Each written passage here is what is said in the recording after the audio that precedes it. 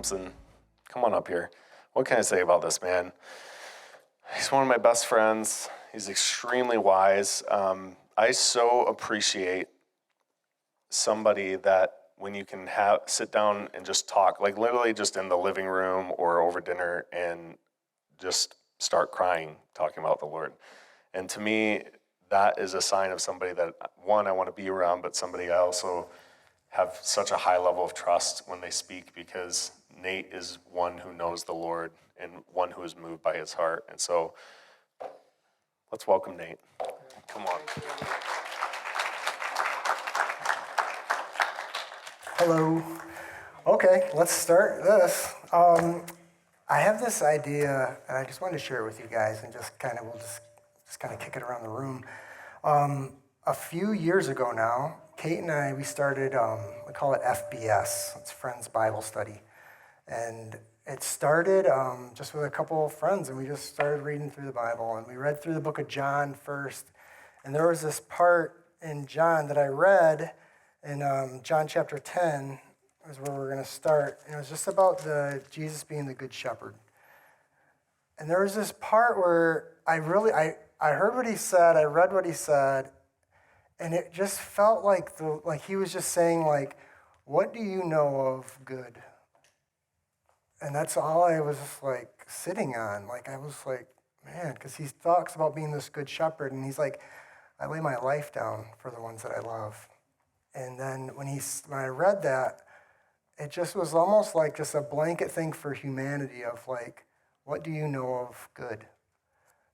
And then that was 2 years ago, and this idea has been like a comet that just comes into my mind, like months later, I'm just thinking, like, what do I know of that's good? And I just think about that scripture again, and then now we're in the book of Matthew, and we came to this part where Peter's talking to Jesus, and there's a couple sections. It comes one right after the other, and he says, like, you're the Christ, and the next thing he's like, Jesus is like, you're the devil.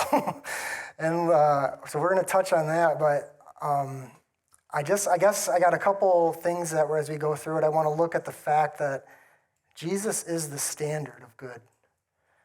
We're going to just touch really quick on human perspectives of good, ideas of like, who have we hired, and like, who are these thieves and robbers? And then this statement about just come and go freely through Jesus. So we have a lot of scripture we're going to read tonight. My hope is that you get far more of Jesus' words than mine, in my opinions. But this is just something that's been in my heart, so I just want to share it. And my hope is that you find revelation with the Lord for yourselves as we go through this, okay? So we're in John chapter 10 is where we're going to start.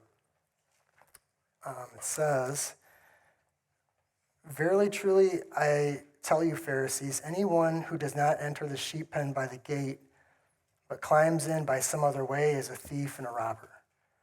The one who enters by the gate is the shepherd of the sheep. The gatekeeper opens the gate for him, and the sheep listen to his voice. He calls his own sheep by name and leads them out.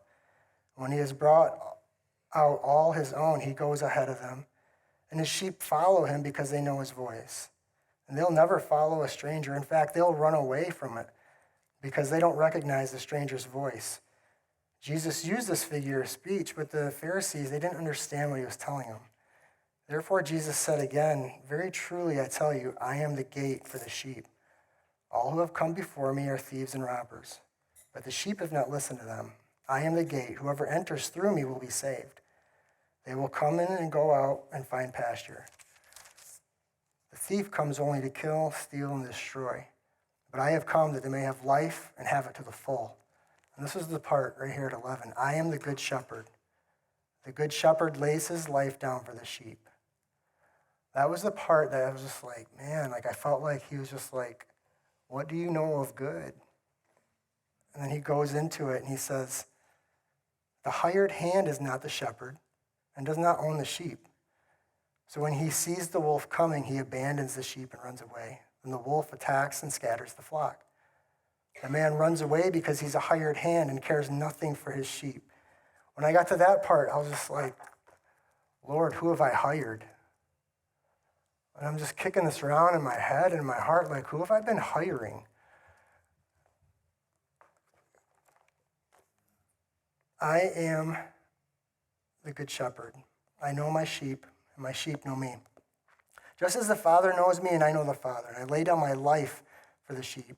I have other sheep that are not in this sheep pen. I must bring them in also. They too will listen to my voice, and there shall be one flock and one shepherd. The reason my Father loves me is that I lay down my life only to take it up again.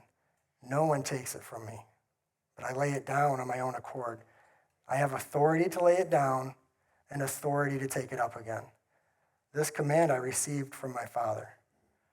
The Jews who heard these words were again divided, and many of them said, he's demon-possessed and raving mad. Why listen to him? But others said, these are not the sayings of a man possessed by a demon. Can a demon open the eyes of the blind? So that got me just thinking. I was thinking about that, like, who have I hired? And like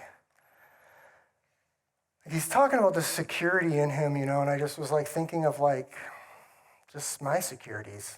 Of like, I thought of like my job, like I count that as a security. Like they pay me to be there, and obviously it sustains my family. It's money, and then I started this idea of just like the thieves and robbers. Like when he talked about it, he said, they come in over the sides, and they just show up, and they're just robbing me.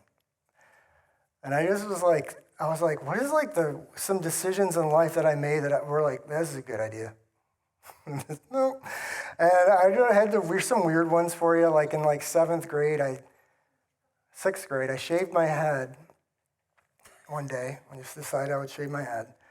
And I left a portion in the front that I thought, this is a good idea. And I remember looking at myself like, this is it. The situation is, I don't have Elliot's hair.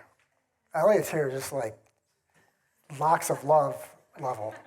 My hair is just not that. And it didn't flow, it just sat, and I got to school, and Brett, my friend Brett, when I walked into the classroom, he was just like, what are you doing? What is that? No. And I was just like, no, I think he's like, no. And he went in the bathroom, and Brett cut off my thing and threw it away. And I just went on with the day, and I realized it's a bad idea, and I thought it was a good idea. I remember I bought a car. I bought a Volkswagen station wagon one day. I had a perfectly good car, and I sold it, and I thought, I'm going to buy this. I thought I was going to get ahead of the game because I was pretty sure my car was going to start rusting, so I'm at peak level of sale for this one, and then I'm going to buy this one, and Kate wanted a station wagon. So I'm like, this good idea. I bought it, and worst car I've ever bought. It's the biggest mistake I've made vehicle-wise. It has made me so gun-shy now to buy a vehicle. Like I've never fully recovered. I remember Kate would tell me it wouldn't go in reverse, but every time I got in it, it would work. So I was like, Kate doesn't want to drive a Volvo. It's too nice. Come to find out, no, it was broke, and the amount to fix it cost more than I paid for the car. I went ahead and turned that in to the dealership and bought a different car. Felt like a great idea. It felt like it was a good idea. I legitimately remember being like, I'm pretty sure I prayed about this. This is a good idea. And the next morning after buying it, there was like an oil spot on the cement. And that's when I was like, this isn't a good car. And that's when everything just started kind of like unraveling. So many things that seemed so good. Let's go really quick. We're going to pop over. Let's go to Matthew 17, maybe at 13. Let's try that. And this one's just really quick. I forgot to tell you about this one, Rod, so you guys may not have it. Matthew 17, 13.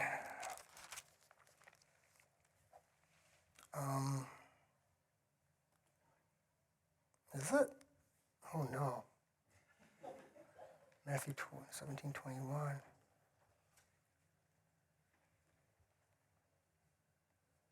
Oh boy. I'm an RN.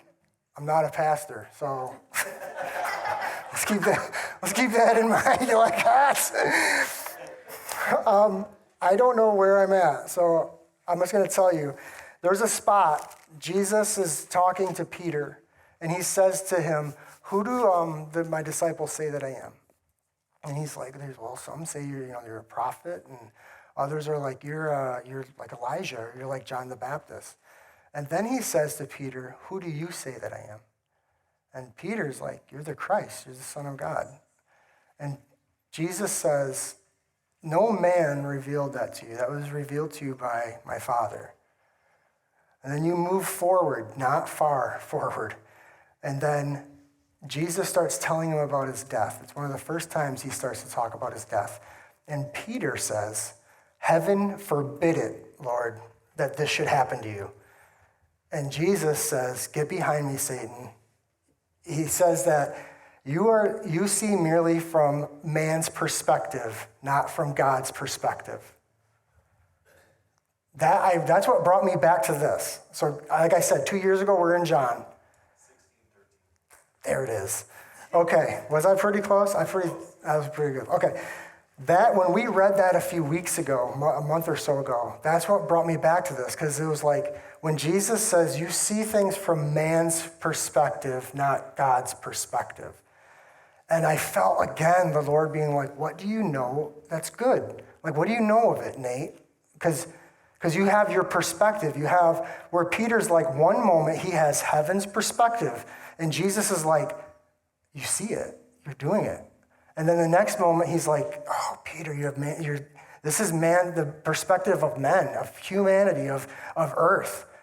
And he's like, so then when I read that again, the Lord brought me back again. So I'm reading this about the Good Shepherd. I had to jump back into John because I started thinking again and again, like, what do I know? What do I know of this good, these things that I consider to be good? And then going again, I wanted to look at this concept of just like these robbers, these thieves. So then at the very end of 10 that we read, where I stopped there, in 21, John 10:21, he says, "But the others," some said, "This guy's nuts. He's demon-possessed. He's a raving madman. Don't listen to him." Others said, "Well, these aren't sayings of a man possessed by a demon. Can a demon open the eyes of the blind?"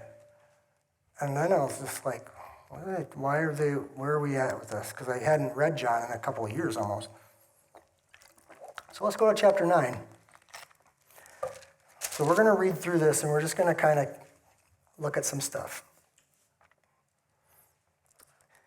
John chapter 9, he says, "As he went along, he saw a blind man from birth. His disciples asked him, 'Rabbi, who sinned, this man or his parents, that he was born blind?' 'Neither this man nor his parents sinned,' Jesus said. 'But this happened so that the works of God might be displayed in him. As long as it is day, we must do the works of him who sent me. Night is coming when no one can work.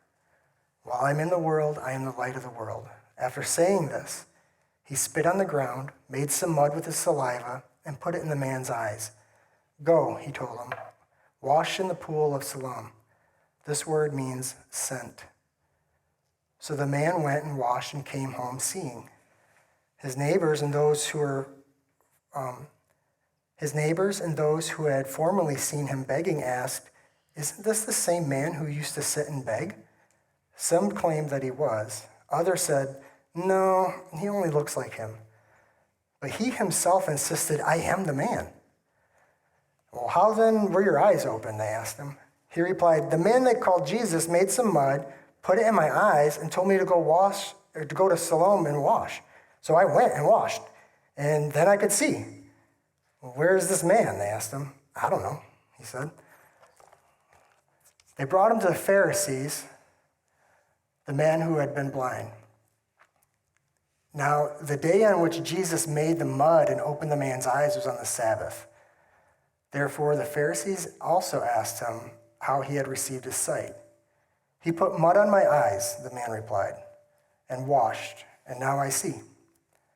Some of the Pharisees said, 'This man is not from God, for he does not keep the Sabbath.' But others asked, How can a sinner perform such miracles?" So they were divided. Then they turned again to the blind man. "What have you to say about him? It was your eyes he opened." The man replied, "He's a prophet." They still did not believe that he had been blind and received his sight until they sent for the man's parents. "Is this your son?" they asked. "Is this the one you say was born blind? How is it that now he can see?" "We know he is our son," the parents answered, "and we know he was born blind. But how he can see now, or who opened his eyes, we don't know. Ask him. He's of age. He'll speak for himself." His parents said this because they were afraid of the Jewish leaders who already had decided that anyone who acknowledged that Jesus was the Messiah would be put out of the synagogue. That's why his parents said, "He is of age, ask him." A second time, they summoned a man back who had been blind. "Give glory to God by telling the truth," they said. "We know this man is a sinner." He replied, "Whether he's a sinner or not, I don't know. One thing I know is I was blind, but now I can see." Then they asked him, "Well, what did he do to you? How did he open your eyes?" And he answered, "I've told you already, and you did not listen. Why do you want to hear it again? Do you want to become one of his disciples too?" Then they hurled insults at him and said, "You are this fellow's disciple, and we're disciples of Moses. We know that God spoke to Moses, but as for this fellow, we don't even know where he comes from." The man answered, "Now that's remarkable. You don't know where he comes from, yet he's opened my eyes. We know that God does not listen to sinners. He listens to the godly person who does his will. Nobody has ever heard of opening the eyes of a man born blind. If this man were not from God, he could do nothing." To this they replied, "You were steeped in sin at birth. How dare you lecture us?" And they threw him out. This part was like wild to me this time around, because the first time around, it just wasn't. And that's what's amazing about the Word of God. You see, the Word of God doesn't speak into a moment. It speaks to your heart. And there's times that your heart needs something, and it needs it again and again and again. And that's why it's just alive, and it's ready, and it's willing to always speak to you. So I come back to this, and I start thinking about this, and as we go through, Jesus, when he just bleeds right into, "I'm the good shepherd." So then I was just like asking the Lord recently, like, gosh, these robbers, like, what is this, Lord? What is this blind man? You healed him. And then as we keep going, let's just read a little bit more. So they throw him out. Jesus heard that he had been thrown out, and he went and found him and said, "Do you believe in the Son of Man?" "Who is he, sir?" the man asked. "Tell me so that I may believe in him." Jesus said, "You've now seen him. In fact, he is the one speaking with you." The man said, "Lord, I believe," and he worshiped him. Jesus said, "For judgment I have come to this world, so that the blind will see, and those who see will become blind." Some Pharisees were with him, heard him, and said and asked, "What? Are we blind too?" Jesus said, "If you were blind, you would not be guilty of sin. But now that you claim to see, your guilt remains." So I'm going to keep going. "Very truly, I tell you, Pharisees, anyone who does not enter the sheep pen by the gate, but climbs in by some other way, is a thief and a robber. The one who enters the gate by the shepherd of the sheep. The gatekeeper opens the gate for him. The sheep listen to his voice. He calls for his own sheep by name and leads them out. And when he has brought out his own, he goes on ahead of them, and his sheep follow because they know his voice. But they will never follow the voice of a stranger. In fact, they'll run away because they don't recognize a stranger's voice." Jesus used this figure of speech, but the Pharisees would not understand what he was telling them. Therefore, Jesus said it again. "Very truly, I tell you, I am the gate for the sheep. All who have come before me are thieves and robbers, but the sheep have not listened to them, for I am the gate. Whoever enters through me will be saved. They will come in and go out and find pasture. They'll find security. They'll find safety. The thief, they come only to steal, kill, and destroy. I have come that they may have life and have it to the full. I'm the good shepherd. The good shepherd lays his life down for his sheep. Hired hands, they're not it. The hired hand is not the shepherd and does not own the sheep. And when he sees the wolf coming, he abandons the sheep and runs away. Then the wolf attacks the flock and it scatters. The man runs away because he's a hired hand and cares nothing for the sheep. I am the good shepherd. I know my sheep know me. Just as the Father knows me and I know the Father, I lay down my life for the sheep. I have other sheep, and they're not of the sheep pen, but I'm going to bring them in also. They're going to listen to my voice. They're going to be one flock with one shepherd. The reason my Father loves me is that I lay down my life and I take it up again. No one takes it from me, but I lay it down on my own accord. I have the authority to lay it down. I have the authority to take it up. This command I've received from my fathers. The Jews who heard these words again were divided. Many of them said, he's demon-possessed and raving mad. Why listen to him? But others, these aren't the words of a possessed man. Can a demon open the eyes of the blind? And I go back and I start looking at me. I'm blind and I'm a beggar. And when Jesus saw this blind man from birth, his disciples asked him, Rabbi, who sinned, this man or his parents? This is the first set of robbers. They come up and they want to rob him. Gosh, this is where I felt like God was just like, we say these things to each other, like they weren't not right. That's what they knew. There are two end caps for this man. The disciples show up and say, did he sin or was it his parents? And then the Pharisees end it with, you're steeped in sin at birth. Get out. It's the teaching of the time. It's just that this is where they're at. I remember in school, I would take a test for my nursing license, and there would be this part that I hated. Because once we got into it, they would tell you all the answers are right. There's just one more. There's just one that's more right. And then you're like, that's stupid. I hated it. Shelby hated it. And you're looking and you're like, oh, your patient's oxygen is 84. Do you put 2 liters of oxygen on them? Do you call a code? They go through all this stuff.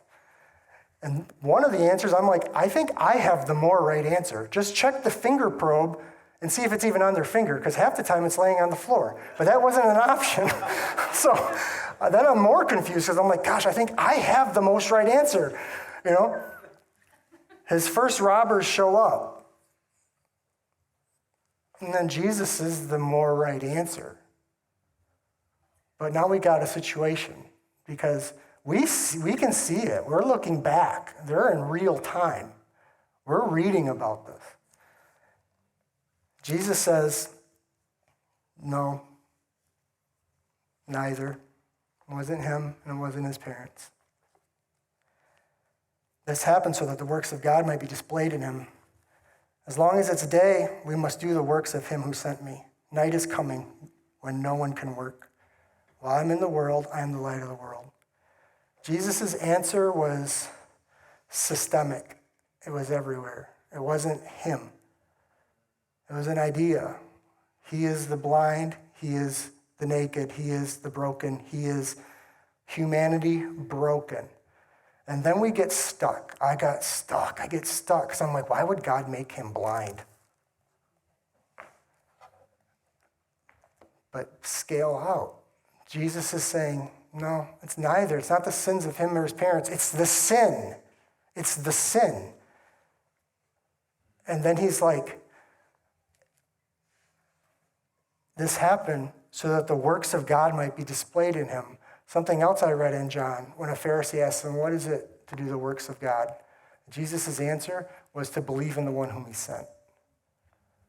So now I read this again. What is it to do the works of God? Jesus says, no, he was born blind, but this is so the works of God could be displayed in him. See, Jesus wasn't just looking at his eyeballs not seeing. He's looking at his heart couldn't see. And when you see that humanity fell and was broken and apart from him, and the good shepherd is now here, he's like, no, this happened, but the works of God are going to be displayed in him.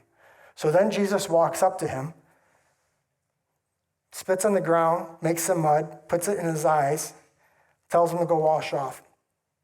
So when the man came unwashed and came home seeing, I don't have a clue what this would be like. I don't think I'll ever know. But how old is this dude? I don't know. My brain, I make it up. Like I put him like in his like early 20s, late teens. I don't know why, but that's just where my head is. And I don't know if it's because of like his spicy answer to the Pharisees, because this dude was ready to go. This guy was like, I'm imagining you're there, life, you're begging, you're blind, you don't see. You hear all of these things. You know what this feels like, but you've never seen it. And then this day, boop, lights are on. And now you're looking at things that you understood in a totally different way prior to, and now you're understanding them again in a whole different way.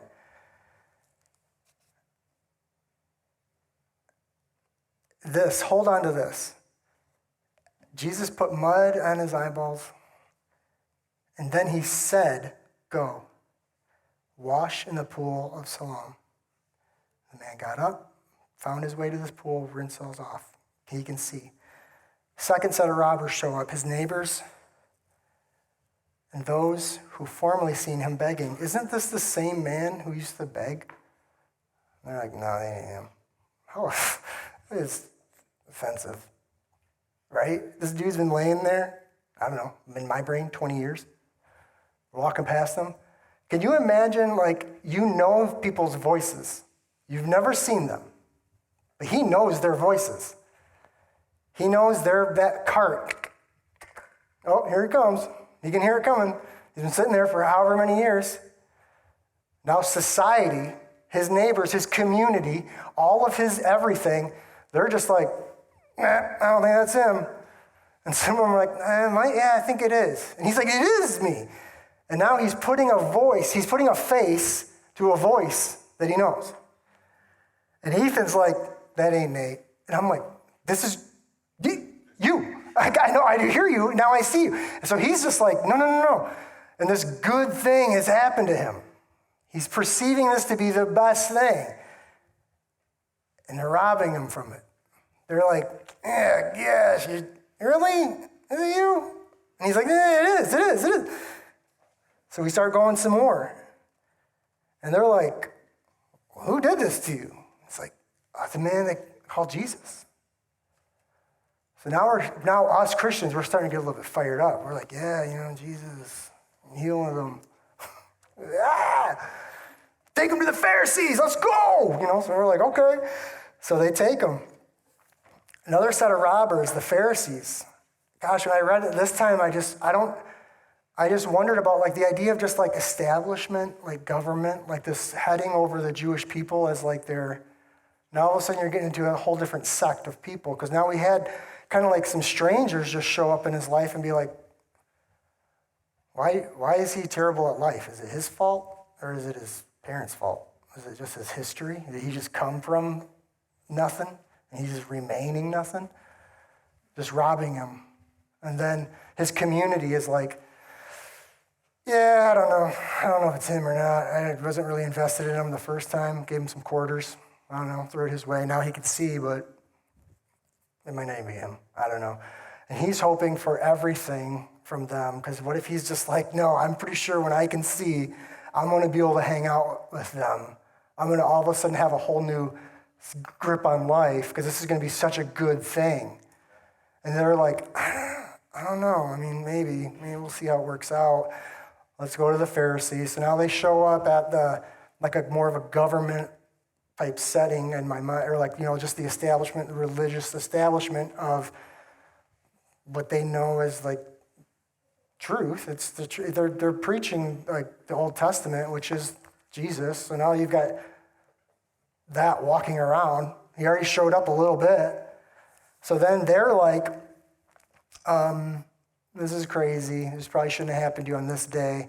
How do we even know that you were born blind? You're lying, we think. We're not fully sure. So now they're stealing again, because he's like, I'm telling you the truth. How could I'm telling you I was blind. I've been over there. And then they're like, well, these people, they've lived here their whole lives too, and they don't even recognize you. So get his parents. Next set of robbers to me. His family shows up. This one hit me in the face. His parents are like, yes, that's our kid. Yep, he was born blind. Let him speak for himself. He's old enough, let him speak for himself.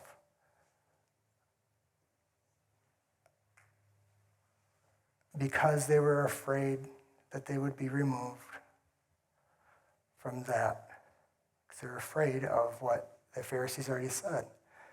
It was good for them to say, let's let him speak for himself. We kind of, yeah, we're family, we're doing this stuff. He's been kind of like, he's old enough. It's not good, this isn't going to be good for us. So just let him speak for himself. And I don't know what it would be like to be, I've been blind my whole life. I've heard my parents' voice my whole life. Now I'm looking at them, and they're just like, this ain't good for us. My perspective of what you're doing isn't good. It's good for me over here, this human perspective. And he's like, okay, speaking for myself this long, might as well lay into him. So he does. He goes at him, tells the Pharisees all sorts of, this is what happened. And initially I get fired up about it. I'm like, yeah, get them, these religious guys. But it's not good yet. Because just one thing he said, when they're like, where are we at?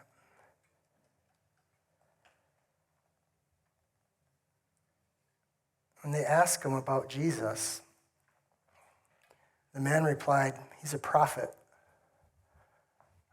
I think you need to hit the brakes right there. I had to hit the brakes right there. Because go back to when Jesus talked to Peter and said, who are my disciples? Who are my disciples? He's not saying, who does the world say that I am? He said, who do my disciples say that I am? He said, you're a prophet. And then he gets deeper with Peter. Who do you say that I am? He says, you're the Christ. You're the Son of God. You're the Lord. This man is saying he's a prophet. So even his perspective currently is wrong. He got something good, and he's still not seeing everything. And his whole thing is like everything is changing around. So strangers show up, and they're stealing from him. And it's like, then his community shows up, and they're stealing a little bit from him. Then the Pharisees, the government, the establishment is stealing from him. And then he's like, yeah, but he's a prophet. And then he lays into these guys, but it's like, even his heart still isn't right. Jesus comes back. This blew my mind. I love this part. 35, Jesus heard that they had thrown him out, and he went and found him. Gosh, it hit my heart, because we've all been thrown out. And I've said so many times, like, yeah, I found Jesus when I was like 18, 19.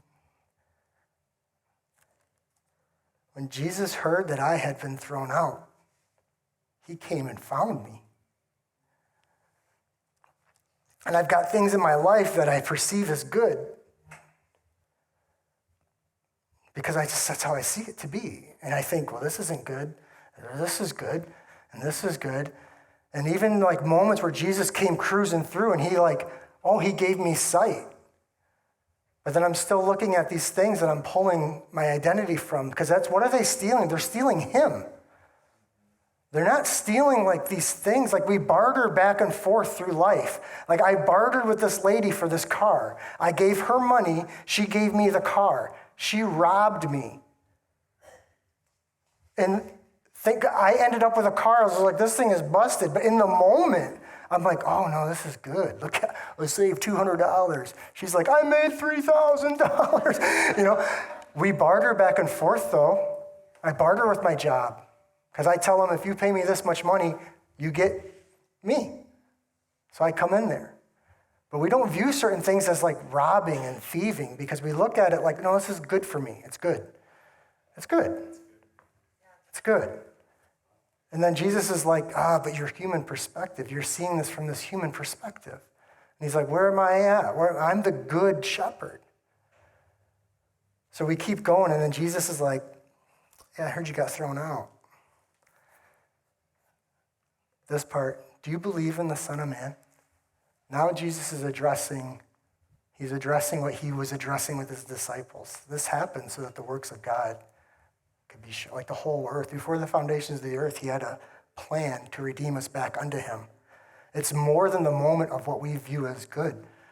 He's like, no, I need your heart back. I want your heart back. The man says, who is he, sir? This part, I was like, whoa. And again, I only know what I've heard over the years. I've heard of like when, like with blindness, that people hear, their acuity to hearing is just far better. Like they just dial into it. So now I'm thinking like, wow, this is wild. This man who's been blind his whole life, Jesus shows up to him. In the darkness of his life, Jesus says to him, go and wash off this mud in this pool. And he leaves. That day, his whole life was changed, and it was good. But he forgot what his voice even sounded like. I don't know why it sticks out to me so bad, to forget what his voice sounds like.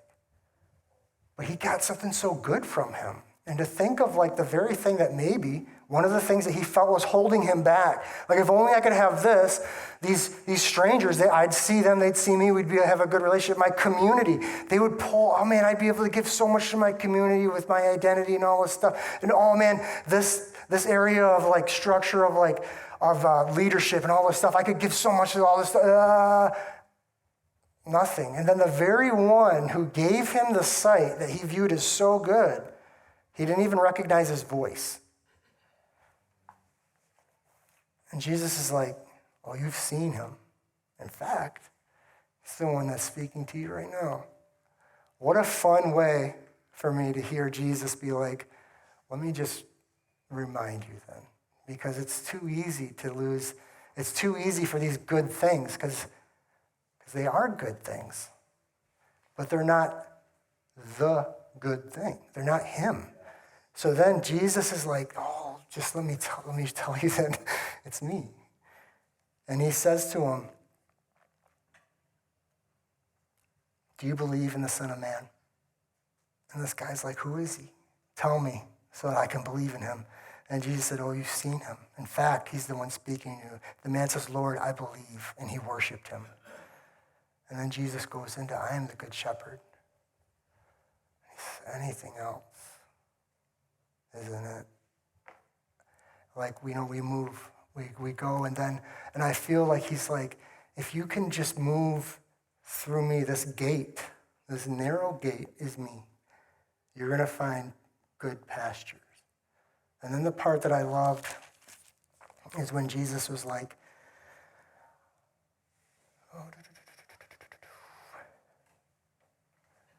you can move freely. You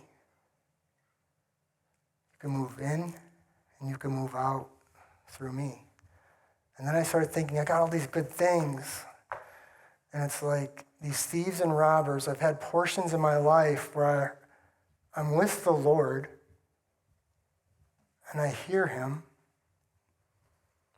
And I have all these thieves and robbers coming in. And the whole time I'm with the Lord, I'm just bartering with them. And I'm acting like I don't think they're robbing me, like they're giving me this. But what are they taking? They're taking me. So like I give them a portion of me. And they give me this portion of them. And I'm doing this through life because it's a good thing. And then the Lord is like, they're not coming in through me. And then I'm in this dangerous portion of life. And then I'm like, oh, God, help me. And he does, because he's so good. He lays his life down for us. And then he's like, let's go. We're going to go find some good pasture. We're going to move freely through me. And I start to go, and I'm like, all of this stuff isn't coming. And he's like, some of it's not going to fit through my gate. And he's like, but I want you to be able to move freely. I want you to be able to come and go into these pastures of life that just to have this exchange with each other through me. Because then it's good. It's me. It's good. It's me. It's good. It's me. It's good. It's me. And I'm like, God, I want that. But I've been robbed and I don't know what to do because I've been sitting here thinking I have good things. And he's like, some of them are good things, but you've given away portions of you were never meant to give away to these thieves and these robbers who have come into your life over the gate. And they look familiar because it looks like family and it looks like a disciple and it looks like a security and it looks like your community. But they didn't come through me. They came in over the sides, and you've been exchanging, and you've been going back and forth, and this whole time, I'm saying, I need you to come out through my gate. It's time for us to go, because I've laid my life down for you, and I've cared for you, and I see you, and I hear you, and I'm not going to forget about you when you've been thrown out by them. And he just wants to sit down in this pasture and pick through life with you. Like I felt him sit down with me times and say, Nate, they stole from you. They stole you. But I can redeem you. And I can give you back what is yours, what's you. Because the only thing in life that can sustain the weight of our need to be fulfilled is the Lord. It's how we're designed. Because we constantly are pulling. We constantly want to be validated. We constantly need it. And then he's just like, it's me.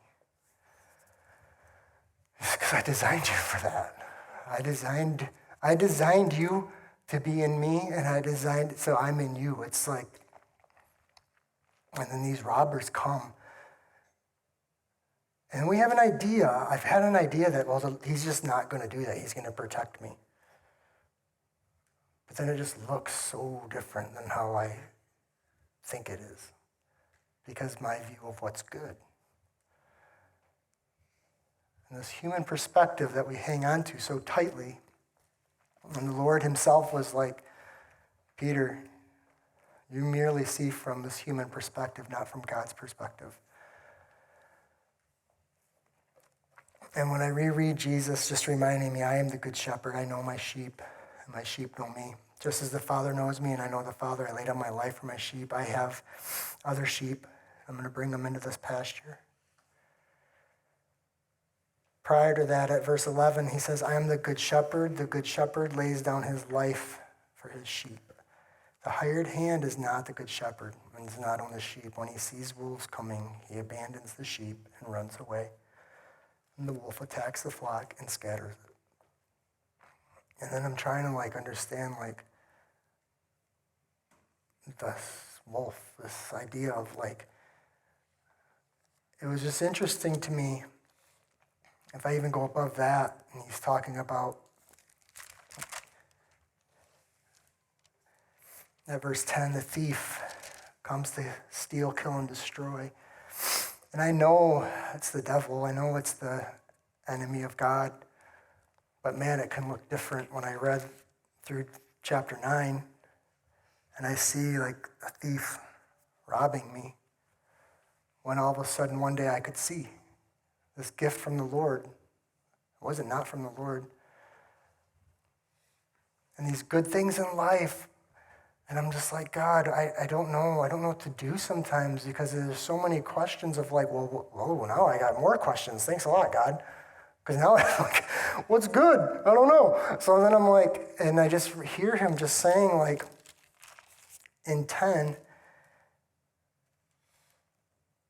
at 14, I'm the good shepherd. I know my sheep. They know me just as the Father knows me and I know the Father. I lay down my life for my sheep.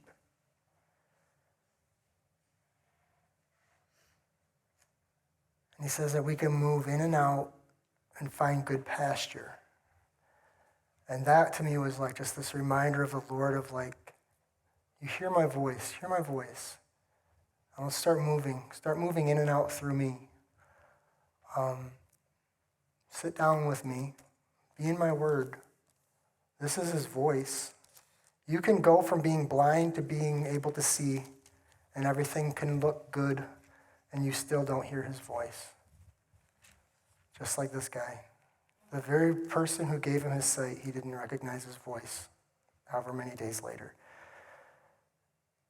I don't know that in my mind, I tell myself I would recognize the voice of the person who gave me sight. Like I say that to myself right now. In real life, if I was blind and some person got this close to me and was like, go wash this off in a pool, and I'd be like, okay. And I would go. And then 2 days later, of all the voices my entire life that I had never heard ever, came back to me and said, do you believe in the Son of Man? I think I would know that. So we tell ourselves these things like, I think I would recognize God's voice if I heard it. Oh, this guy didn't. Is it because like sometimes I have these securities that I've bartered with? So now I'm like, yeah, God, I got you. We're together, but I kind of got all these other guys now too, you know? And he's just like, I want to speak to you. I just want you. I just want you. And how many things I've just kind of put along in there, and then he's just like, let's move through this gate. We're going to move forward to a new pasture, and stuff just comes with it, because it's from him, it's through him.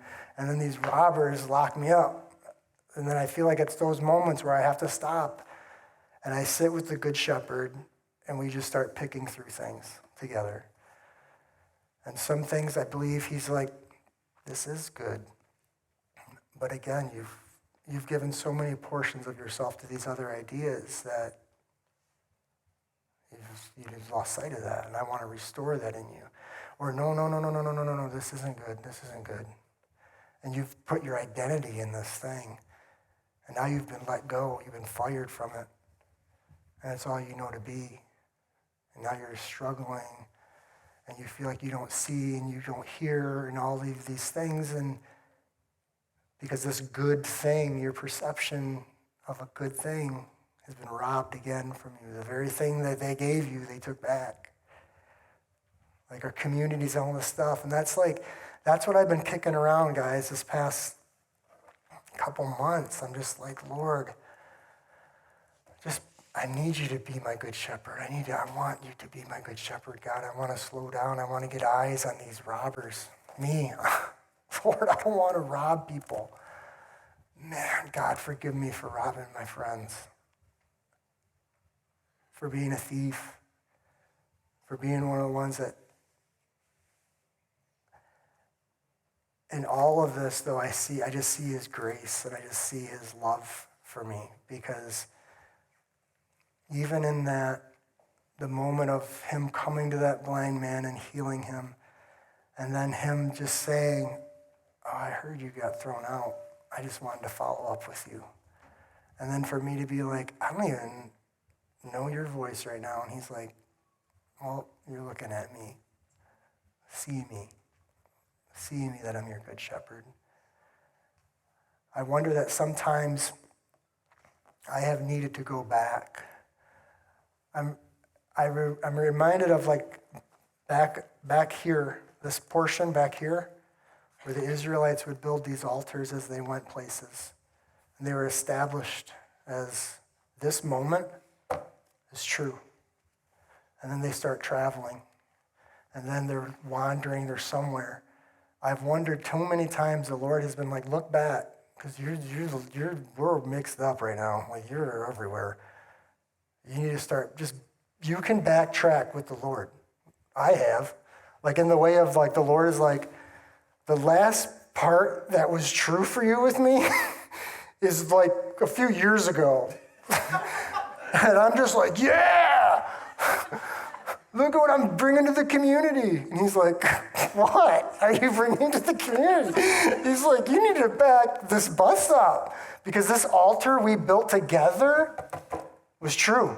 It's trustworthy and it's sound and it's real. But you've been being robbed for years. These thieves have been coming in for years over the walls, not through me. And now I'm just like a disaster because all of a sudden my eyes are opened up one magical day and I'm just like, what the heck is going on in here? And he's like, I don't know, I don't know. You've been wandering, like you haven't listened to anything I've been saying. And I feel like there's times where the Lord is like, it's okay because I heard you were thrown out. I never lost sight of you. I didn't forget about you. I am the gate. I'm the truth. I'm the way, I'm the truth, and I'm the life. He says it again here.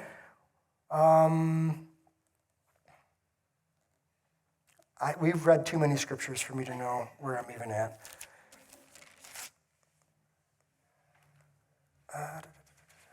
He said it. We already read it. Do you guys remember me when he said that here it is. Bloop. I have come that they may have life and have it to the full. Man, I want to trust you, Lord, that that's true. Because I want to fit through the gate with you and move freely and go back and forth through life, through these pastures as I go, as I cruise with my family. And I want to know that in you I will have life to the full. I want to let go of these bartering robbers that I've been dealing with that have come over the walls. So then as I try to move to the full, and they're like, this doesn't fit through the gate. And he's like, that's just not the fullness of me. You're full of something else. Let's dissect this together. Let's get our hands dirty together. If there's anything I feel like the Lord has taught me is he has already got his hands dirty. He's already been in it. He's ready. He's just like, let's go to work. Let's clean this up. Let's get it figured out. I hear you. I see you. I want you to hear me, and I want you to see me. I want you to be able to move freely through me. And that's my hope for us, guys. I just want to, we'll put a bow on this.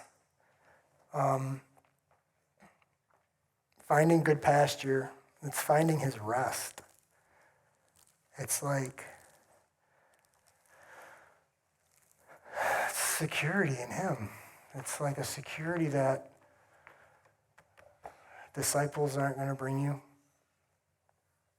It's a security that community isn't going to bring you. It's a security that establishment and ideas and family, and there's certain things that they're going to bring that aren't just, it's just not him. There's no other way to say it. It's not him. And he says, I'm the good shepherd. I'll lay down my life for you. He just cares for us. He cares so deeply for us. Take time, you guys. Take time this week. Sit down and just be with him. Just kind of reestablish. Get eyes on these robbers because they come in over the wall. They're coming in there and they look like me. I'm friendly, And you're like, okay, that seems good. This appears very good to me. Like, this makes perfect sense to me. I'm going to leave this piece of hair. And everyone around you is like, and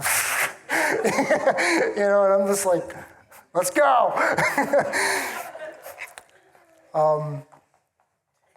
Get with the Lord. If anything, the past few years is this for me. It really is. It's through the week. It's even at the times where I'm like, I don't even know what I'm reading. I don't know. But to hear his voice, it's written right here, and you hear it. You can hear it again. Take a minute. If you feel like tonight you're just like, you know what, God, I think I got some thieves and robbers in here. I want to get eyes on these thieves and robbers, God. And just wonder, what have I given away? What parts of me have I given to something other than the Lord? And gotten exchange with to where all of a sudden this feels more right. This feels good. This is a good thing. And then to just ask the Lord, is it a good thing? Or is this just my human perspective? So guys, I love you guys. I'm so glad you guys were able to make it. I'm going to pray, and then we'll head out. Lord, thank you for this beautiful day. God, thank you for this, the house of the Lord. God, that we could come and worship you. God, that we can get eyes on you. God, that we can remember you are the good shepherd. God, you care for us. You've laid down your life for us. God, that we can come and go freely through you. And God, that you hear us and that you've heard about us when we get thrown out, God, by all these other things that we perceive as good and we exchange life with, and we do all these things that come in over the walls. But God, let us hear your voice. God, let us follow you. Let us move in and out of each other's lives through you. God, that I'm not one to climb over the wall into somebody's life and be a robber and a thief, God. I just want to come in and out of the lives of all the people I encounter and bring you, Lord, and point towards you. God, I'm so thankful for your word and for your Holy Spirit. In Jesus' name, amen. Amen.